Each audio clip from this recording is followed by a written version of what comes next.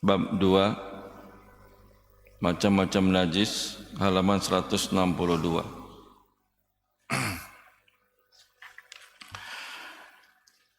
Pembahasan kita kali ini akan memperjelas tentang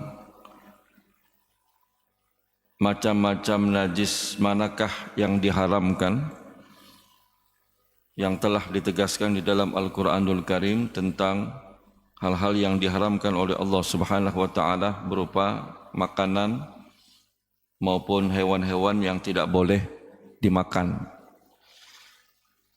Karena syariat menginginkan bahwa manusia itu mengkonsumsi makanan yang sesuai dengan kebutuhannya dan tidak membahayakan atau menimbulkan mudarat bagi tubuhnya.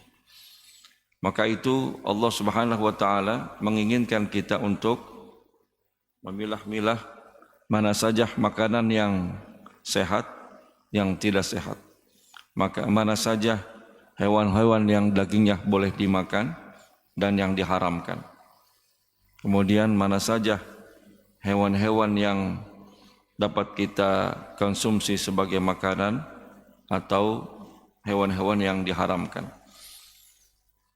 Sehingga kita perlu memperjelas istilah-istilah yang ada di dalamnya supaya tidak terjadi salah persepsi atau pemahaman yang berakibat pada konsekuensi hukuman dari Allah Subhanahu wa Ta'ala. Oleh karena itu, maka di sini akan kami jelaskan rangkaian beberapa dalil yang dijadikan perselisihan di kalangan ulama, terutama adalah ketika mendapati teks-teks dari hadis maupun dari Al-Quran itu bermakna umum. Dan umumnya itu apakah umum memang maknanya umum atau umum itu maknanya khusus. Seperti kita melihat dalam penyebutan istilah bangkai misalnya. Secara umum hukum bangkai itu adalah haramun. Karena bangkai itu adalah hewan yang mati tanpa disembelih secara syar'i. Jadi hewan yang mati tanpa disembelih dengan cara yang syar'i, maka itu disebut bangkai. Atau matinya tidak sesuai dengan proses yang ditetapkan oleh syariat. Apakah bangkai yang dimaksudkan itu dari keseluruhan tubuhnya dan bagian-bagian tubuhnya itu juga disebut bangkai? Itu yang jadi ikhtilaf di kalangan ulama. Ada yang berpendapat bahwa tulang dan bulunya itu adalah termasuk kategori bangkai. Ada juga yang berpendapat bahwa tulang dan bulunya itu tidak termasuk kategori bangkai. Ya. Nah, apakah semua bangkai darat dan bangkai laut itu juga termasuk kategori bangkai yang haram dimakan? Maka itu terjadi ikhtilaf di kalangan ulama. Nah, nanti ada pengecualian yang dijelaskan oleh hadis Rasulullah SAW. Di satu sisi itu adalah sesuai, di sisi lain itu terkadang terjadi bertolak belakang atau bentrokan dengan hadis yang lain. Kemudian pada saat terjadi perbedaan atau bentrokan dengan dalil yang lain, bagaimana sikap para ulama? Apakah mentarjih, yaitu mengambil yang lebih kuat, ataukah dia itu melakukan metodologi komprehensif, yaitu menggabungkan dua dalil, atau bagaimana? Nah, inilah masalah yang sering sekali diperselisihkan di kalangan ulama. Sebagaimana metodologi yang digunakan oleh ulama dalam menyikapi perbedaan ini, itu pernah saya jelaskan istilahnya ya. Yang pertama itu adalah metodologi al-jama'u, yaitu komprehensif, menggabungkan dua dalil yang bertentangan dengan cara ditakwilkan atau ditafsirkan, diperjelas maknanya. Yang kedua adalah dengan cara mentarjih. Mentarjih itu adalah memilih dari dalil-dalil yang kontradiktif mana yang lebih kuat riwayatnya. Nah, ini metodologi ulama supaya tidak terjadi kesalahpahaman di kalangan umat Islam dalam memahami dalil-dalil baik dari Al-Quran maupun dari hadis Rasulullah SAW. Baiklah, kita langsung saja memasuki pembahasannya. Di sini ulama sepakat bahwa ada 4 macam sesuatu yang diharamkan oleh syariat. Yang pertama adalah bangkai hewan darat yang berdarah. Bangkai hewan darat yang mengalir darahnya, maksudnya gitu ya. Yang berdarah itu adalah yang mengalir darahnya. Karena nanti ada riwayat bahwa Nabi itu mencelupkan lalat ke dalam minuman. Ya, karena sayap yang satu itu sudah masuk ke dalam air, maka hendaklah kamu celupkan sayap yang satu lagi ke dalam air. Biar dua-duanya sayap itu masuk ke dalam air, karena fi ihda janahaihi daun wa fi ukhra dawa. Karena di salah satu sayap itu ada penyakit dan di sayap yang lain adalah obat. Nah, ini kan lalat berarti udah mati ya. Apakah itu termasuk kategori bangkai yang diharamkan atau tidak? Jadi kalau kita lihat di sini bangkai hewan darat yang berdarah yang mengalir darahnya, maka dikecualikan hewan yang tidak mengalir darahnya. Kemudian yang berikutnya adalah bangkai babi tanpa mengaitkan dengan sebab kematiannya. Secara umum babi memang sudah diharamkan. Nanti ada penyebutan lahmul khinzir. Itu dalam surah Al-Maidah ayat 3. Walaupun disebutkan lahmun, lahmun itu artinya apa? Daging. Apakah bagian tubuh dari babi itu yang selain daging halal? Karena yang disebutkan cuma lafaz lahmunnya, dagingnya. Nah, itu juga terjadi ada ikhtilaf di kalangan ulama. Kemudian darah hewan darat. Darah hewan darat, baik hewan itu hidup atau mati, apabila darah itu sudah keluar dari tubuh, maka itu yang menjadi haram. Tapi kalau masih di dalam tubuh tidak haram. Ya. Ketika dia masih di dalam tubuh, belum dikategorikan haram, karena kan masih dalam tubuh. Yang diharamkan itu kalau sudah apa? Sudah keluar. Entah itu karena sesuatu menyebabkan darah itu keluar dari tubuh hewan. Kemudian kotoran dan kencing manusia. Itu udah jelas, ini menurut jumhurul ulama disepakati bahwa macam-macam yang tadi saya sebutkan adalah kategori haramun. Ini nanti jadi pertanyaan juga, apakah kotoran dan kencing hewan itu halal atau tidak, najis atau tidak? Ya, karena ada pendapat dari pendakwah ya di media itu yang mengatakan bahwa hewan kotoran dan kencing kucing itu tidak najis ya, tapi suci ya. Nah, ini terjadi ikhtilaf di kalangan ulama bagaimana pandangan mereka itu. Terutama adalah bagi jamaah yang memelihara apa? Melihara kucing, ada kencing, ada kotorannya ya. Itu akan dibahas di dalam kajian kita pada pagi hari ini. Jumhurul ulama berpendapat bahwa khomer itu adalah najis. Khomer, ya, jumhur. Walaupun sebagian mengatakan khomer itu tidak najis, tapi mayoritas. Apabila disebutkan kata jumhur, berarti mayoritas. Ya, mayoritas ulama berpendapat bahwa khomer itu adalah najis. Pengertiannya kalau itu menyentuh bagian tubuh kita atau pakaian kita, maka harus segera dihilangkan karena itu najis. Menurut sebagian ulama ahli hadis, kedudukan najis itu tidak adanya khamar masih diperdebatkan. Kedudukan najis tidaknya khamar itu masih menjadi perselisihan di kalangan ulama. Sedangkan selain yang 4 macam najis di atas ditambah dengan khamar, itu masih diperselisihkan. Ya. Jadi yang tadi disepakati oleh jumhurul ulama ada 4, bangkai hewan darat yang berdarah, kemudian bangkai babi, kemudian darah hewan darat, baik hewan itu hidup atau mati, dan kotoran serta kencing manusia itu disepakati adalah najis. Yang pertama kita akan bahas di sini adalah tentang bangkai hewan. Bagaimana hukum bangkai hewan? Para fuqaha.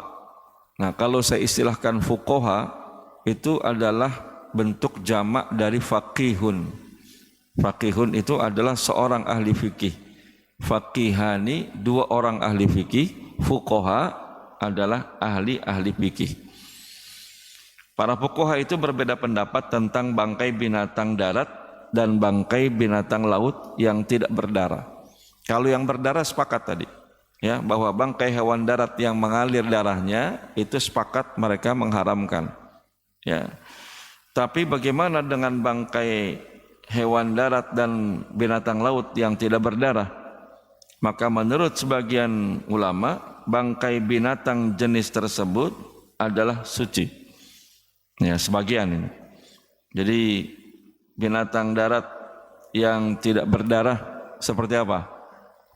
Semut, ya, lalat, ya. Kemudian belalang juga termasuk kategori itu, ya. Maka itu adalah hewan-hewan darat yang tidak mengalir darahnya, gitu ya. Berarti ketika disebutkan bangkai, maka ini tidak serta-merta pemahaman kita kepada seluruh bangkai, ya. Berarti kalau sebutan di dalam ayat Al-Maidah ayat 3 itu adalah bangkai, maka ini bukan mutlaqul maitah, bukan semata-mata seluruh bangkai itu adalah yang dimaksudkan. Maka yang dimaksudkan itu adalah penyebutan makna sebagian, zikrul am wa iradatul juz, menyebutkan yang umum tetapi maksudnya adalah khusus. Yang dimaksudkan adalah bangkai binatang darat dan laut yang tidak mengalir darahnya. Nah, ini menurut sebagian pendapat ulama. Menurut sebagian fuqaha tadi sudah, ya. Jadi pendapat yang pertama bahwa binatang darat dan binatang laut yang tidak mengalir darahnya itu adalah suci. Pendapat siapakah ini? Ini adalah pendapat Imam Malik dan murid-muridnya. Pendapat Imam Malik dan murid-muridnya. Sedangkan menurut ulama lain, bangkai binatang darat yang berdarah atau yang tidak itu sama-sama najis. Gitu. Ya. Jadi dia tidak membedakan yang mengalir darahnya atau tidak mengalir darahnya. Pokoknya selama dia bangkai itu adalah najis, ya. Ini kembali kepada makna umum yang disebutkan di dalam Al-Maidah ayat 3. Hurrimat 'alaikumul maitatu wad-damu wa lahmul khinzir. Kata maitah berarti di sini mutlaqul maitah. Ya.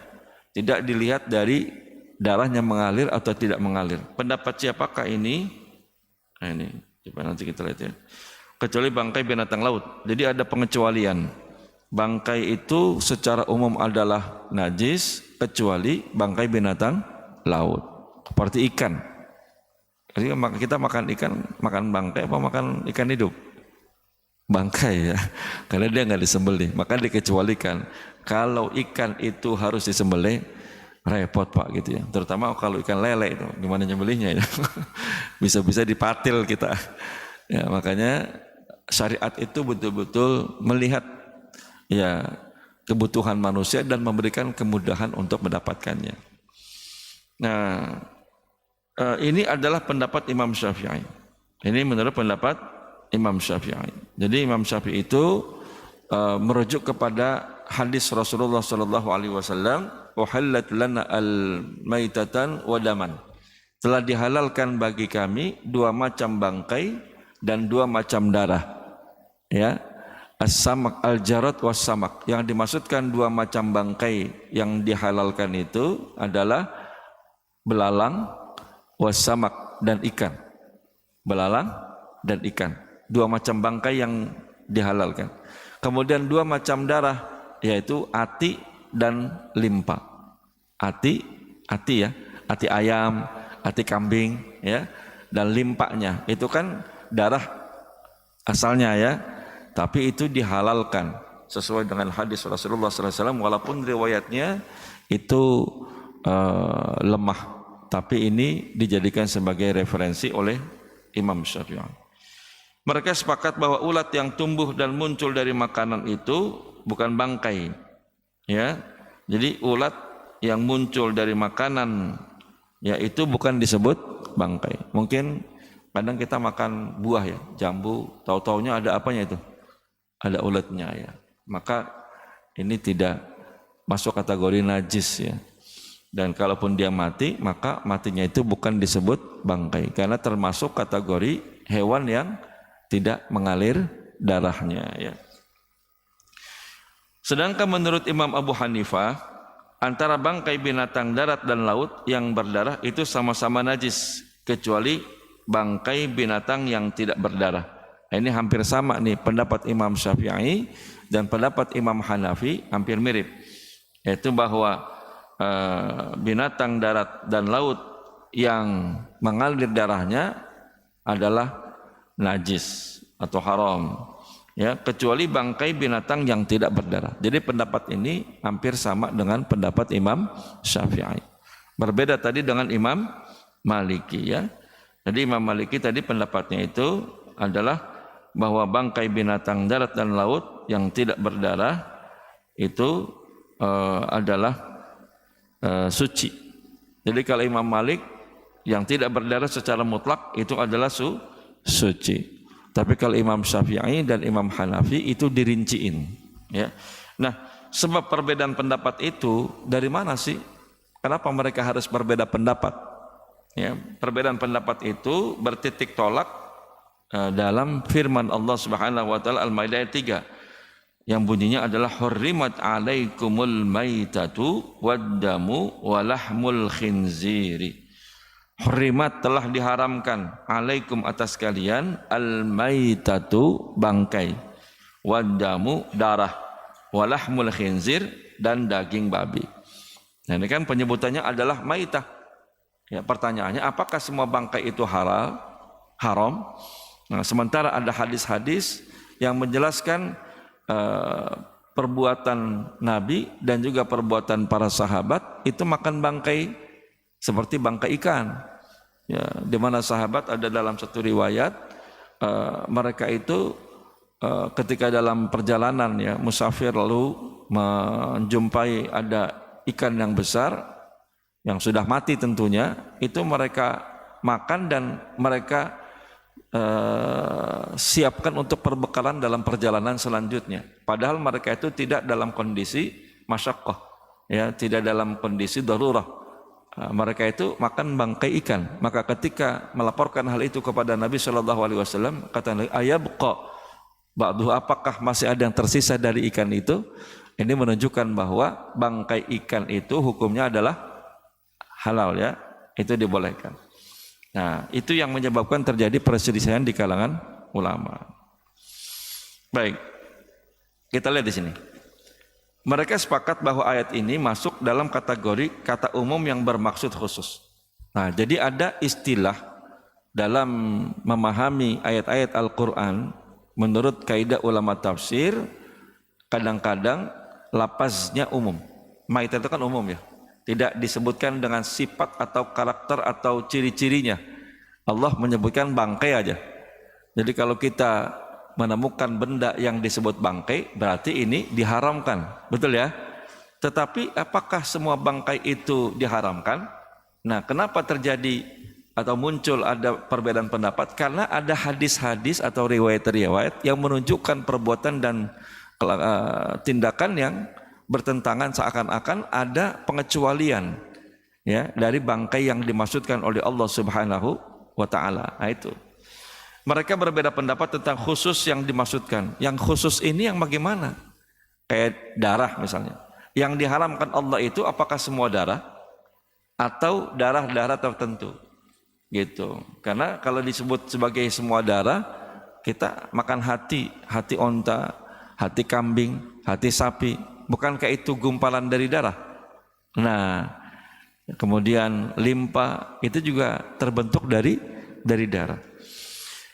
Maka mereka itu berbeda pendapat tentang yang khusus tadi. Sebagian ulama itu mentafsirkan bahwa bangkai binatang laut dan semua binatang yang tidak mengalir darahnya masuk dalam pengecualian. Sedangkan ulama lain hanya mengecualikan bangkai binatang yang tidak berdarah saja. Ya. Jadi kalau yang pertama tadi bahwa semua binatang laut dan semua binatang yang tidak mengalir darahnya itu masuk dari pengecualian maitah yang umum. Ya, sedangkan ulama yang lain hanya yang tidak mengalir darahnya saja. Kayak ikan itu kan tidak mengalir darahnya, ya. Nah, terus nanti mengenai darah yang tersisa dari daging yang kita sembelih misalnya, apakah itu masuk kategori darah juga yang diharamkan? Kalau motong kambing, kita dibagikan kambing kurban, masih ada sisa darahnya enggak? Masih ada gitu kan. Nah, kalau sedikit bagaimana tuh sisa darahnya? Apakah halal atau masuk kategori yang diharamkan? Sehingga nanti ada lagi pendapat, pokoknya kalau darahnya sedikit maka itu masih dimaafkan. Tapi kalau darahnya mengalir sampai banyak maka itu yang diharamkan. Sebab perbedaan jenis bangkai yang dikecualikan tersebut adalah perbedaan pendapat mereka dalam menentukan dalil yang mengkhususkan. Jadi para ulama itu sampai menganalisa tadi, ya sejauh mana ini pengharaman yang dimaksudkan oleh Allah Subhanahu wa taala. Apakah dalil kekhususan ini hanya beberapa bagian, hanya beberapa bangkai saja atau beberapa darah saja? Ulama yang mengecualikan bangkai binatang yang tidak berdarah atau yang tidak mengalir darahnya mengajukan hadis sahih yang menyatakan bahwa Nabi Muhammad SAW memerintahkan untuk menenggelamkan lalat yang hinggap dalam makanan atau minuman. Nah itu ya, yang mengecualikan binatang darat yang tidak mengalir darahnya ini berdasarkan hadis Nabi riwayat Imam Bukhari dan Abu Daud. Di mana dalam riwayat ini disebutkan fa inna fi ihda janahaihi da'an wa fil ukhra dawa. Karena sesungguhnya di salah satu sayapnya lalat itu ada penyakit dan di sayap yang lain itu ada obat. Nah, ini dasar dari pengecualian bangkai yang umum, ya, yaitu binatang darat yang tidak mengalir darahnya. Imam Syafi'i memadukan pemahaman hadis ini dengan zahir ayat. Nah, ini berarti metodologi komprehensif, ya. Ayat dalam surah Al-Maidah dengan menyatakan bahwa darah dan bangkai adalah dua macam benda yang diharamkan. Darah dan bangkai adalah dua macam benda yang diharamkan. Karena kalau bangkai sudah jelas itu adalah hewan yang mati tanpa disembelih secara syar'i. Sedangkan kalau darah bisa saja itu berasal dari hewan yang hidup atau hewan yang mati, ya. Kalau darah, dan darah yang dimaksudkan itu adalah darah masfuh. Nanti dijelaskan di dalam ayat yang lain, ya, damam masfuhan, bukan hanya sekedar darah tapi darah yang mengalir. Artinya kalau darah itu sedikit, itu kan tidak mengalir, maka itu tidak masuk kategori yang diharamkan. Nah, kita lihat di sini metodologi Imam Syafi'i. Pertama, bangkai binatang yang mati akibat penyembelihan yang tidak sesuai dengan ketentuan syarak, maka ini jelas-jelas disepakati adalah haram. Yaitu bangkai hewan yang menurut kesepakatan fuqaha yang dagingnya halal dimakan. Ya, ini adalah kategori yang diharamkan apabila tidak melalui penyembelihan secara syar'i. Misalnya kambing yang dipatahkan lehernya, ya, maka karena tidak disembelih kemudian dia mati, hukumnya menjadi apa? Bangkai. Kemudian potongan tubuh hewan yang hidup, misalnya kambing ketabrak kakinya patah putus, ya, kemudian terlempar ke pinggir jalan, ya, maka kakinya itu hukumnya adalah bangkai, ya, tidak boleh dimakan karena dia disebut bangkai. Nah, kemudian kita lanjutkan. Yang kedua, darah sekarang. Darah yang mengucur karena sembelihan, maka ini jelas-jelas kategori darah yang diharamkan. Dengan demikian, ketentuan hukumnya berbeda. Bagaimana mungkin hukum bangkai dan darah itu bisa disatukan? Ya, argumentasi ini kiranya cukup kuat. Ya, andai kata darah itu menjadi sebab diharamkan bangkai, tentu hukum haramnya itu tidaklah meningkat pada darah yang mengalir dari binatang yang disembelih. Artinya keharaman bangkai itu bukan disebabkan oleh darah, keluarnya darah, tetapi memang bangkai itu diharamkan Allah memang karena dia mati tanpa disembelih secara syar'i.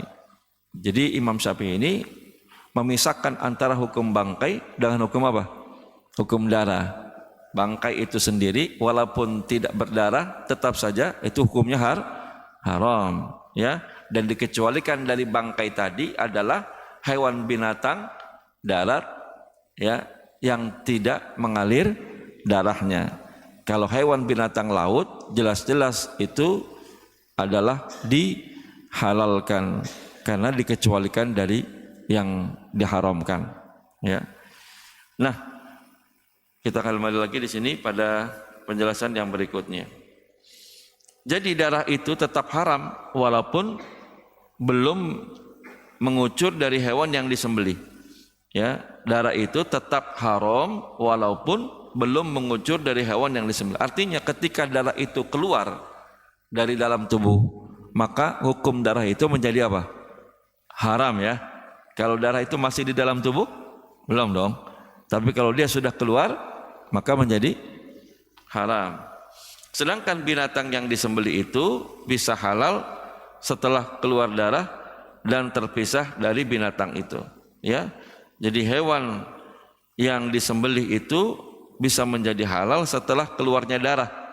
Jadi hewannya halal karena disembelih dengan secara syar'i setelah keluarnya darah. Kalau belum keluar darah, apakah boleh dimakan? Belum bisa.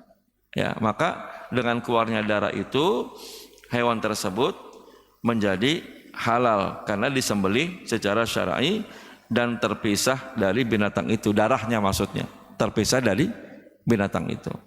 Ya. Jadi dalam kitab fikih bahwa darah yang masih menempel pada daging dari hewan yang disembelih, jika darahnya itu sedikit, ya berarti tidak mengalir, maka itu dimaafkan.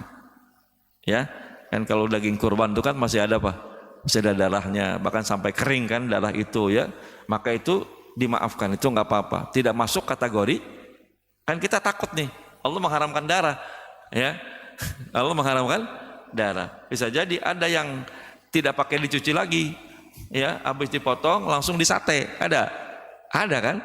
Berarti kan bareng sama apa aja, sama darahnya. Apakah kita masuk kategori makan darah yang dimaksudkan? Kan tidak. Maka di sini ulama menjelaskan yang dimaksudkan oleh ayat ini adalah damam masfuha, yaitu darah yang mengalir. Kalau tidak mengalir dimaafkan. Jelas, ya? Nah, hukum haramnya bangkai bukan disebabkan adanya darah di dalamnya. Sebab jika penyebabnya tidak ada, seharusnya akibat atau musabab dari itu tidak ada. Jadi bangkai itu tidaklah diharamkan karena ada darah di dalamnya. Ya, kan kalau sudah disembelih itu otomatis hewan tersebut keluar darahnya, dan darah tersebut jika memang masih menempel pada bagian tubuh atau dagingnya itu tidak masuk kategori yang diharamkan jika memang darahnya tidak mengalir.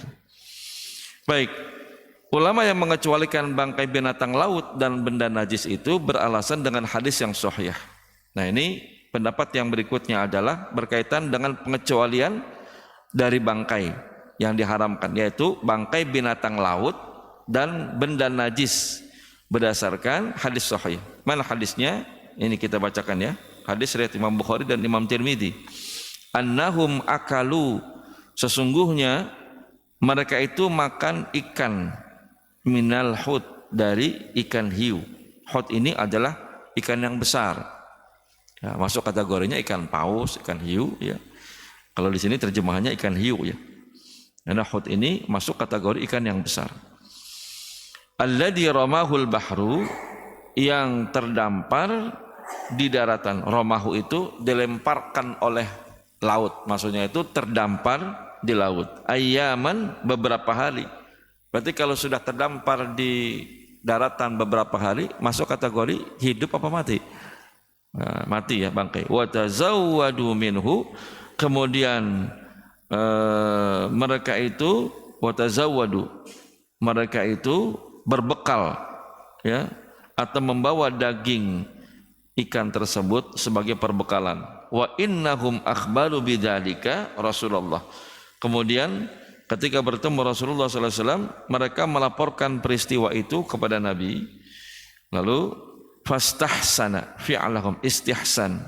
Maka beliau menilai bahwa sikap dan perilaku mereka itu adalah dinilai baik. Istihsan dianggap baik, artinya dibolehkan, tidak bertentangan dengan syariat. Wa sa'alahum hal yabqa minhu syai'. Kemudian Nabi juga sempat bertanya, apakah daging ikan itu masih tersisa? Menunjukkan bahwa daging tersebut adalah halal.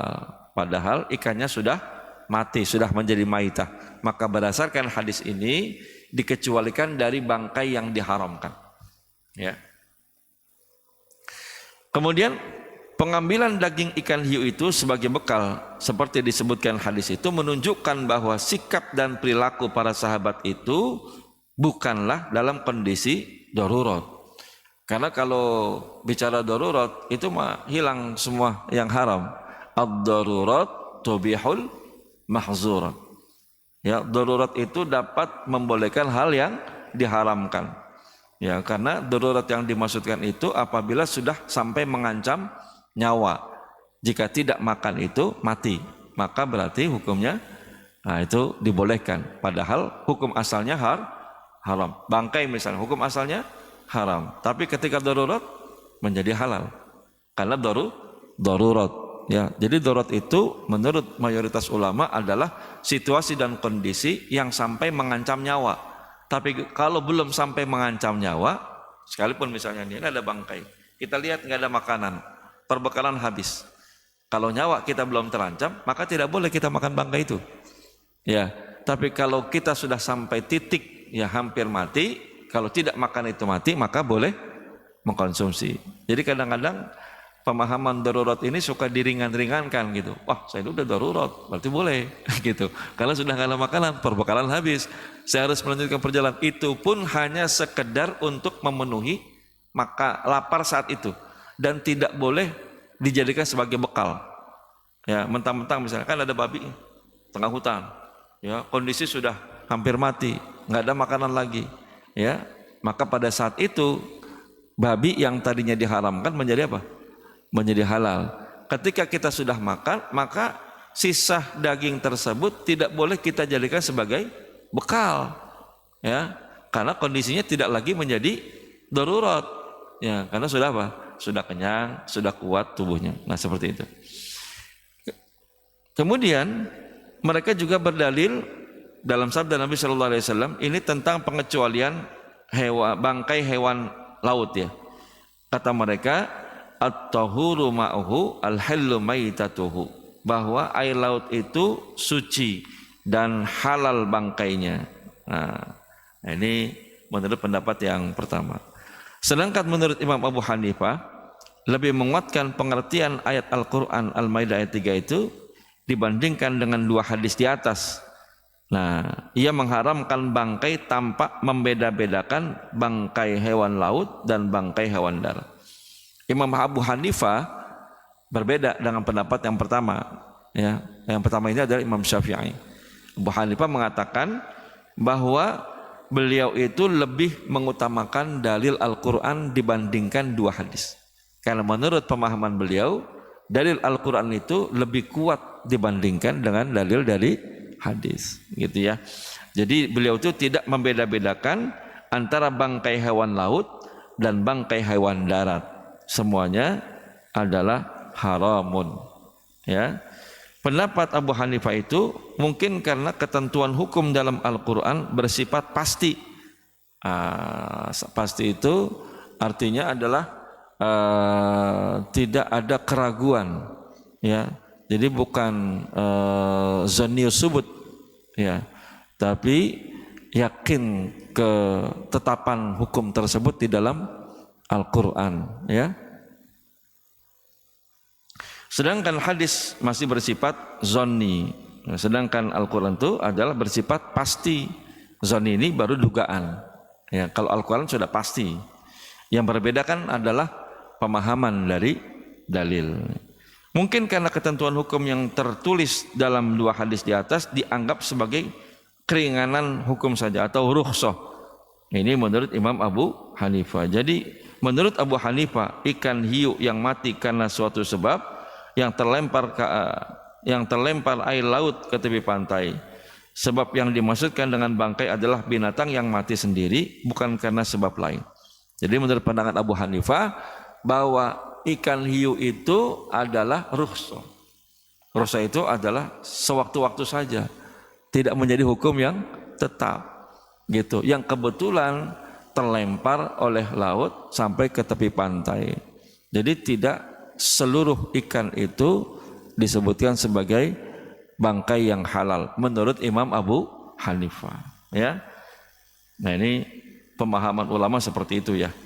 Karena mereka memiliki background ilmu Al-Qur'an dan ilmu hadisnya dilatar belakangi oleh wawasan mereka masing-masing dan keadaan mereka hidup yang berbeda. Antara Imam Syafi'i dengan Imam Hanafi tentu berbeda tempatnya. Imam Syafi'i itu di Mesir, sementara Imam Abu Hanifah adanya di Baghdad, di Irak. Ya.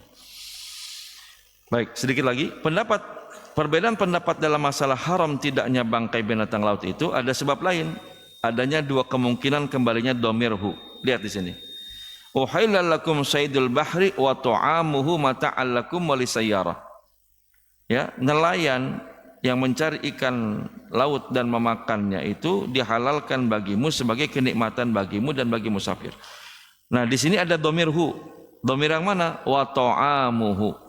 Kata ta'amuhu dihalalkan bagi kalian saydul bahri, berburu binatang laut, wa ta'amuhu dan memakannya. Kata ta'amuhu itu kembali kepada al-bahr.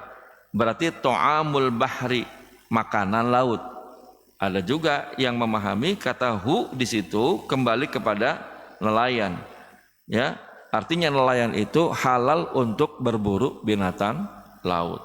Mata'al lakum, sebagai kenikmatan bagimu, walisayyarah dan bagi musafir. Jadi begitulah ya. Para ulama ini memiliki pendapat dan pendirian sendiri-sendiri ya, tapi mereka berdasarkan dalil ya, lugawi, dalil bahasa atau dalil dari yang lain yang menyebabkan mereka menjadi berbeda pendapat.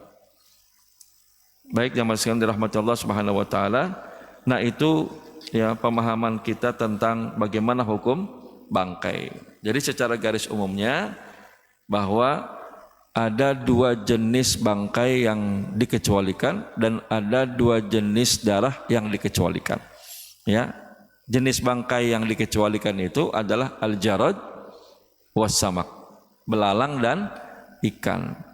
Kemudian dua darah yang dikecualikan adalah hati dan limpa. Maka yang selain itu disepakati oleh ulama hukumnya adalah haram, ya.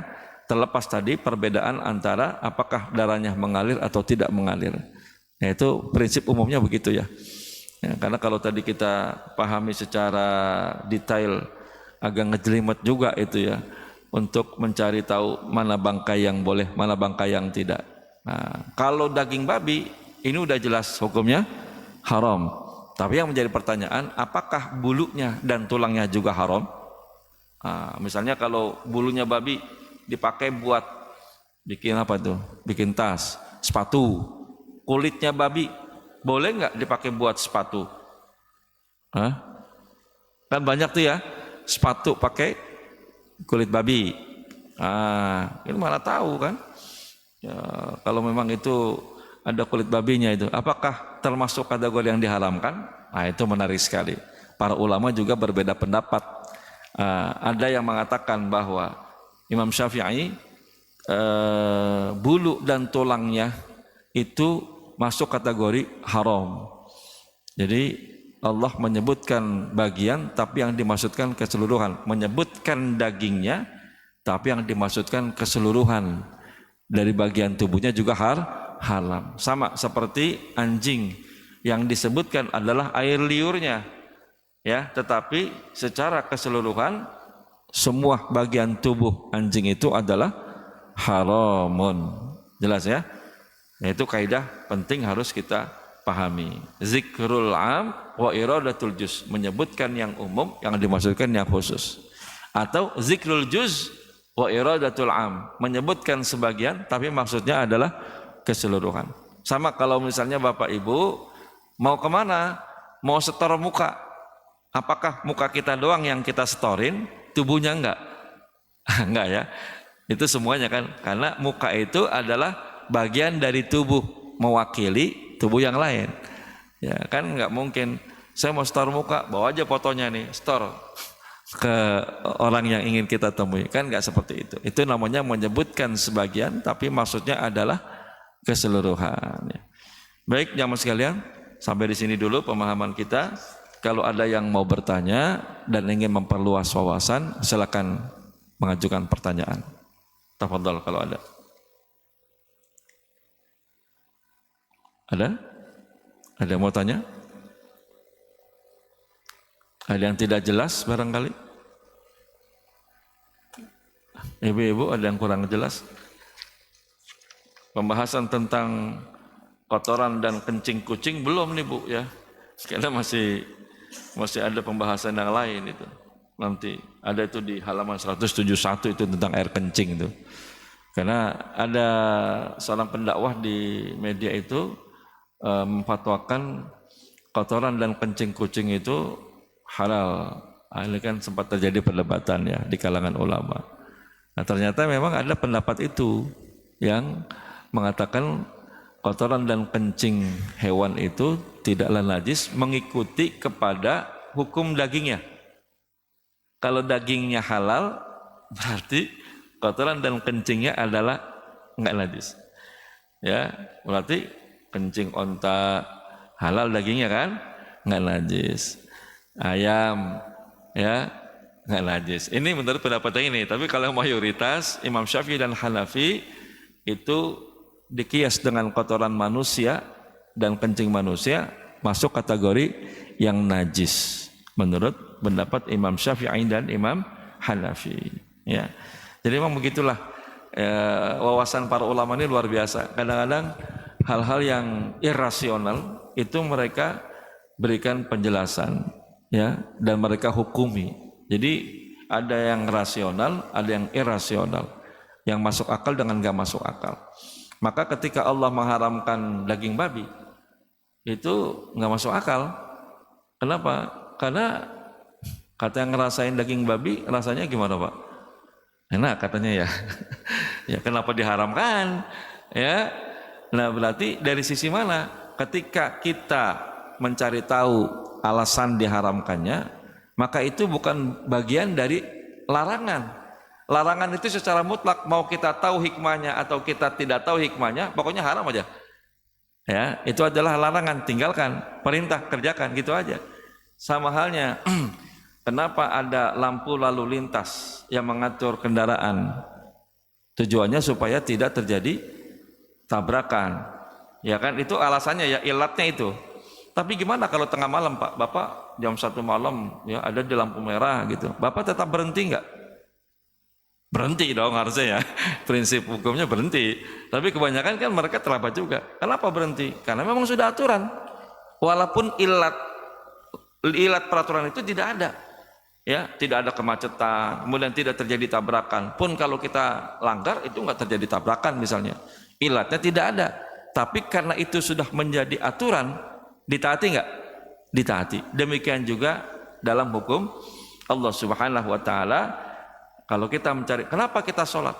Oh, sholat itu menyehatkan, sholat itu membuat pikiran kita jadi jernih, hati kita jadi bersih, ya enggak? Walaupun kita tidak tahu alasan kenapa sholat itu bermanfaat buat tubuh itu, maka tetap harus sholat, gitu ya. Ada orang sholat tapi sakit, wah apa gara-gara sholat dia sakit? Kan enggak juga, ya. Jadi ketika ada perintah kerjakan, ya, jangan banyak tanya. Ketika ada larangan tinggalkan. Allah misalnya wa ahallallahu al-bai'a wa harraman, Allah halalkan jual beli, Allah haramkan riba. Unsur yang berbau riba ya, tanpa melihat adanya perbedaan pendapat tinggalkan. Ya, sama seperti daging babi, walaupun seenak apapun daging itu, ketika Allah haramkan harus ditinggalkan. Gimana kalau sedikit Pak Ustadz? Boleh nggak? Cuma nyobain ini kan? Ya, boleh. Tetap saja tidak boleh. Sama seperti khamar. Khamar itu ilat diharamkannya kenapa? Karena memabukkan. Gimana kalau sedikit Pak? Memabukkan nggak? Enggak. Apakah berarti boleh? Ya kan? Jadi Nabi menjelaskan kembali masalah itu, kata Nabi, ma askara katsiruhu faqaliluhu haramun. Kalau yang banyak itu bisa memabukkan, yang sedikit juga tidak boleh. Jadi mencicipinya tidak dibolehkan. Itu dapat kita kias dengan hal-hal yang lain. Begitulah syariat Allah dan begitu fleksibelnya mereka itu masing-masing mengeluarkan dalilnya. Nanti bagaimana masalah benar dan salahnya? Kembalikan nanti kepada pengadilan Allah Subhanahu wa taala. Ya, kalau di dunia ini kan masing-masing dibolehkan untuk berijtihad. Kalau kita punya kompetensi untuk berijtihad. Misalnya saya udahlah nggak ikut mazhab misalnya gitu. Saya mau ikut dalil dari Al-Quran dan Sunnah saja. Nggak apa-apa kalau kita memiliki alat ilmunya. Tapi kalau kita tidak memiliki alat ilmunya, kita nggak hafal Quran, kemudian kita tidak paham hadis, kemudian kita tidak tahu kaidah-kaidah fikih, tidak mengerti usul fikih dan lain sebagainya, maka dianjurkan bagi umat Islam yang awam untuk mengikuti kepada salah satu mazhab, supaya aturan ibadah kita ini sesuai dan tidak berantakan. Kalau misalnya kita pokoknya ikut dalil, lantar ada yang mengatakan boleh, ada yang mengatakan tidak, ada yang mengatakan suci, ada yang mengatakan najis, bingung kita, bisa stres ya. Jadi aturan bagi orang yang awam adalah ikuti kepada imam mazhab yang kita anggap sesuai dengan amalan kita atau hati kita ya. Kalau kita semua sudah memiliki kompetensi untuk beristihad, silakan. Imam Syafi'i punya kompetensi untuk beristihad, maka beliau itu mengeluarkan fatwa khusus. Imam Hanafi, Imam Maliki, Imam Hambali dan imam-imam yang lain memiliki kompetensi dalam beristihad. Siapa yang beristihad baginya 2 pahala jika benar, dan siapa yang beristihad kemudian salah maka baginya 1 pahala. Jadi beristihad salah saja dapat 1 pahala ya. Cuma belum ada ikhtilaf di kalangan ulama. Kalau kentut itu nggak batal, nggak ada ikhtilaf, semuanya sepakat kalau kentut itu adalah batal, ya misalnya itu. Baik, kalau tidak ada pertanyaan, ada pertanyaan, ya. Silakan. Bagaimana dengan benang operasi yang katanya dibuat dari hewan begitu? Benang operasi yang dipakai dokter. Apa Bu? Benang untuk operasi, menjahit operasi yang dipakai dokter. Berasal dari, terbuat dari? Berasal dari, pokoknya dari hewan, entah kulit atau apa. Nah, lihat dulu hewannya, hewan yang halal apa yang haram. Kalau dari babi atau dari anjing, jelas itu tidak dibolehkan. Ya Bu ya, menurut jumhurul ulama. Jadi hewan-hewan yang diharamkan oleh Al-Quran atau dari hadis, jika memang itu digunakan untuk pakaian dan lain sebagainya, maka hukumnya tetap haramun ya. Asalkan kita tahu pasti. Kalau masih remang-remang belum jelas ya, sebaiknya syubhat. Kalau syubhat lebih baik diapain? Ditinggalkan. Kalau ragu-ragu ya. Tapi kalau kita yakin ini berasal dari hewan yang halal, maka dibolehkan. Jadi harus tahu sumbernya dibuat dari apa. Kalau kita sebagai pasien, Ustaz, terus kita tidak tahu, itu bagaimana? Kalau nggak tahu nggak apa-apa. Kan kalau orang yang jahil itu dimaafkan ya. Rufi al-qalam an salas, bahwa pena itu diangkat dari 3 orang. Pertama, anin naim hatta yastayqid, dari orang yang tidur sampai dia bangun. Wa anil majnuni hatta yafiq, orang gila sampai dia sadar. Wa anis sabi hatta yablugh, orang anak kecil sampai dia dewasa. Nah, jadi kalau ada orang yang tidak tahu hukum, misalnya nih ke daerah yang banyak daging babinya lah, terus kita makan di situ. Kita nggak nanya lagi salahnya, ya kita anggap ya kayak McD, ya. Kemudian apa tuh hamburger misalnya ya. Lalu kemudian dia tidak tahu, dia beli saja, ya. Kemudian dia makan. Setelah dia makan, ya masuk ke dalam perutnya, baru dia tanya, kok enak banget. Nanyalah kepada resepsionisnya, ini dagingnya dari apa? Ternyata dagingnya dari pork. Pork itu apa? Babi. Nah, kalau nggak tahu, kekurang hati-hatian, nah ini udah masuk ke dalam perut. Kalau ada seorang ulama makan yang diharam itu sampai dia colok-colok mulutnya, ya, supaya keluar kembali, gitu ya. Karena jangan sampai ada di dalam perutnya makanan yang haram. Tapi kalau dia memang sudah tidak bisa dicolok-colok kayak gitu, dikeluarkan. Kemudian dia sudah karena kesalahan dan kelalaian dia, ketidaktahuan dia, maka dia itu masuk kategori jahil. Kalau jahil berarti dimaafkan, kan nggak tahu, ya. Harusnya dia hati-hati, tanya dulu baru beli. Ini enggak, makan dulu baru nanya, ya. Jadi kayak gitu ya. Ada lagi? Ustadz, Afwan, Ya, kalau fadal. misalnya kita belanja ke pasar atau ke supermarket daging ayam atau daging sapi, padahal kita nggak tahu apakah itu cara pemotongannya secara halal atau tidak, bagaimana hukumnya Ustadz? Baik. Kalau kita di kondisi mayoritas muslim ya, seperti di Indonesia ya. Nah, kita lihat pedagangnya juga rata-rata muslim ya. Maka kita berhusnuzan bahwa daging tersebut sudah disembelih secara syar'i. Kalau kita pengen lebih detail lagi atau kita pastikan, boleh nggak kita bertanya kepada tukang jagalnya, apa tukang pedagangnya? Boleh. Itu lebih meyakinkan lagi. Kalau kita ragu-ragu nih ya, ini kira-kira disembelih dengan cara syar'i atau tidak gitu. Maka sebaiknya kita apa? Kita tanya. Tapi kalau kita beli daging di supermarket yang sudah jadi beku begitu, kita mau nanya sama siapa? Ya, maka lihat di situ label apa? Label halal. Berarti kalau sudah label halal ini sudah dalam penelitian MUI ya, di lembaga bahan makanan dan obat-obatan ya. Udah lewat lulus uji coba dan penelitian makanan tersebut.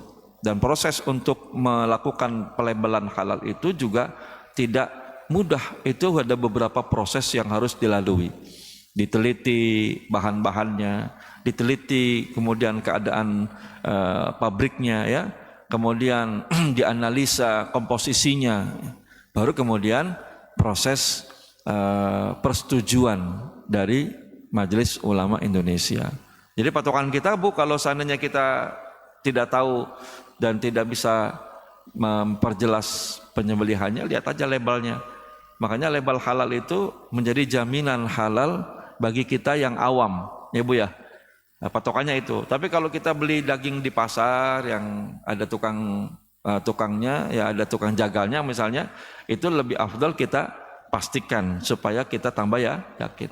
Nah itu kalau kita di mayoritas negara yang masyarakatnya muslim, pedagangnya rata-rata muslim, maka kita berhusnuzon, insya Allah dipotong secara syar'i. Tapi kalau seandainya banyak pedagang-pedagang yang tidak sholat, ya kemudian sering melakukan penipuan, maka bagusnya diapain? Ditanya langsung kepada orangnya supaya tambah ya yakin. Jangan sampai kita makan daging bangkai, ya. Siapa tahu nanti kena virus apa gitu ya, terus langsung mati, lalu setelah itu dipotong. Jadi mati dulu baru dipotong. Nah ini ya, banyak tuh ayam-ayam tiren, ayam mati kemarin. Nah ini bagusnya kalau waktu kami di Mesir, itu kalau beli ayam, itu ayam hidup, ya. Jadi dipotong di situ sama pedagangnya, pedagang ayam. Kemudian disiangin di situ sampai bersih bulu-bulu semuanya, kemudian dipotong-potong. Jadi kita ngelihat memang yang kita beli ayam apa. Kalau kita ke pasar, di kita ini kebanyakan ayamnya mati. Kita nggak tahu nih ayamnya dipotong cara syariah apa nggak syariah, kita nggak tahu kan. Maka berhusnuzon saja dan harus hati-hati ya, itu lebih afdal. Kalau kita berada di mayoritas non muslim, misalnya berada di Eropa, di barat ya, kita mau makan susah. Ini ada sebagian fatwa ulama, jika kita mau makan daging misalnya atau makan ayam misalnya yang sudah jadi, kita membaca Bismillahirrahmanirrahim. Sebagian pendapat ulama itu dianggap seperti menyembelih dengan bismillah.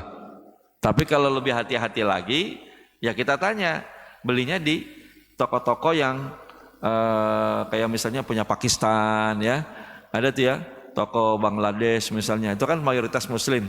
Insya Allah yang dijual itu halal dan dipotong secara syar'i gitu. Ini menurut fatwa sebagian ulama. Saya kira itu ya pendapat ulama. Ada lagi? Cukup? Cukup ya? Baik. Mudah-mudahan manfaat ya. Memang membahas masalah perbedaan pendapat ini perlu kesabaran. Sekali lagi saya tekankan, perlu kesabaran, jangan terburu-buru ya. Supaya ingatan kita ini yang rata-rata sudah di usia di atas 50 tahun juga tidak gampang lupa gitu. Kalau terlalu banyak nanti akhirnya hilang semua. Mudah-mudahan kajian kita pada pagi hari ini bermanfaat dan dapat menambah wawasan dan keyakinan kita. Amin ya Allah ya Rabbal Alamin. Mari sama-sama kita akhiri pembahasan kita pada pagi hari ini dengan membaca doa kafaratul majlis. Subhanakallahumma wa bihamdika asyhadu an la ilaha illa anta astaghfiruka wa atubu ilaik. Wassalamualaikum warahmatullahi wabarakatuh.